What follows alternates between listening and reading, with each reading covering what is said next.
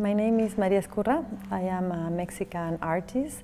I am in Montreal doing a PhD in art education at Concordia University, and we are currently at the Faculty of Education of McGill, where I am working as an artist in residency. Most of my work is with textiles. What I like of textiles, mostly of garments, is that we all read garments. I've been interested lately in this idea of like informal knowledge or public pedagogy, all these things we learn without really knowing we know them. The artwork I did for my PhD at Concordia, I worked with 20 women living in Montreal, and we transformed wedding dresses to talk about marriage, either as a personal experience or as a social concept, thinking in all the implications that the white wedding dress has today, what it means, the white wedding dress, what it teaches us as women, why women want to get married in white, what it means. My work is not that I want people like to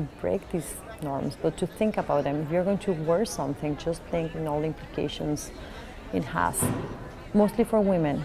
So much more garments out there that they're selling for women, which means there is much more pressure for women as well to dress in a certain way, to look in a specific way, and all this social pressure. I deal with gender roles, with what it means to be a woman, with all the implication it has.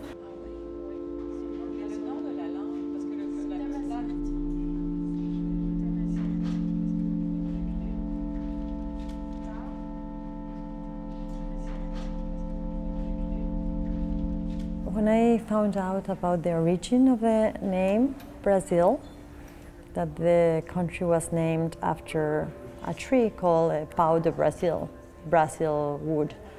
It was perfect because they use this tree for creating red dye, for dyeing clothes for Europe. They exploited it so much that it's almost extinct right now, and it's a tree that is very, very difficult like to plant again.